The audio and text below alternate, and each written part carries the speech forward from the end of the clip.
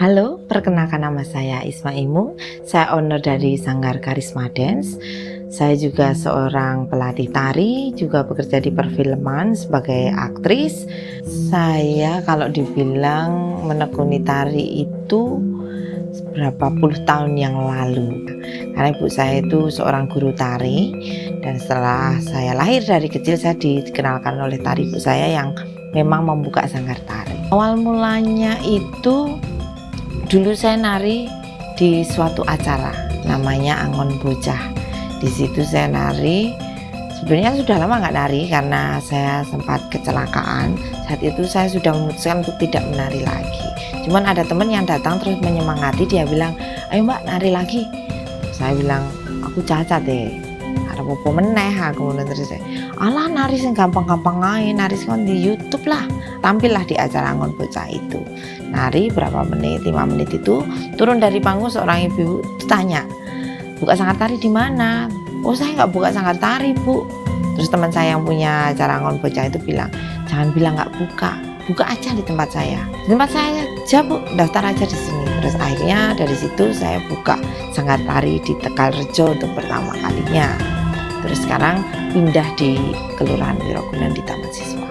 Kalau untuk masalah sanggar sendiri sih tidak terlalu banyak ya, intinya mengajarkan murid sesuai materinya, sesuai umurnya, itu disesuaikan aja materi tari sama umurnya.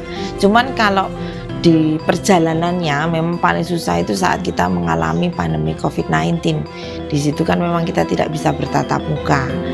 Disitulah minat anak untuk menari itu yang berkurang. Akhirnya kita terus berupaya untuk cari jalan keluar gimana nyari anak lagi, walaupun memang 80% masih ikut saya karena memang nggak bisa mengajar tari secara online itu seperti apa, saya membetulkannya kayak apa, terus saya ngasih nilainya kayak gimana, nggak bisa.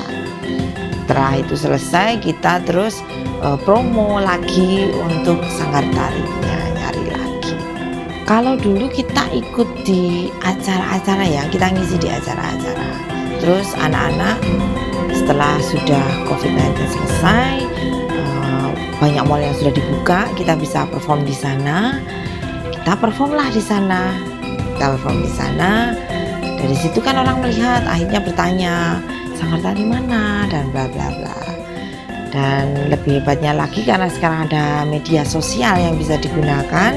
Ibu-ibu mungkin dia posting foto anaknya di status, akhirnya dari situ tetangganya ikut, saudaranya ikut, dan teman-temannya ikut, begitu akhirnya berkumpul. Kalau prestasi dulu banget waktu awal-awal itu kita sempat juara 1 untuk bola lantai acaranya Mas Didi Towo, Ayo Menari, udah lama banget.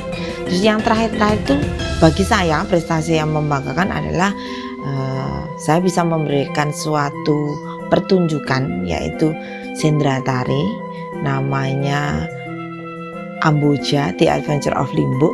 Di situ itu yang memerankan anak-anak didik sendiri, koreonya saya juga bikin sendiri, dan luar biasa itu lebih dari 200 penonton yang melihat di Benteng Nata Dharma dalam rangka The First Decade of Karisma. Itu satu prestasi yang menurut saya membanggakan karena memang dukungan dari anak-anak, orang tua, dan karya kita sendiri. Anak didiknya 100 lebih. Sebetulnya kalau harapan sanggarnya itu sanggar bisa bertahan aja di era seperti ini, karena kan tari itu sekarang agak kurang diminati. Saya pengennya masih ada terus sanggarnya.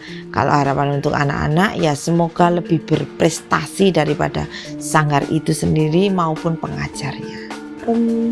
Terima kasih Mbak Isma udah ngajarin kita sama mbak-mbak yang lain.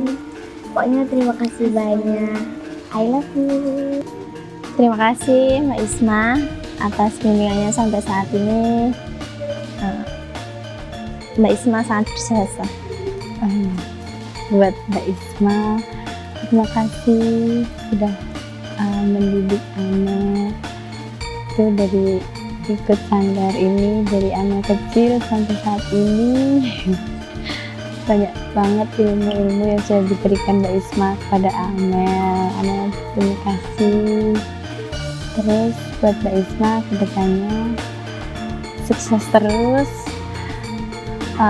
lancar terus dilancarkan karirnya dan segala urusannya.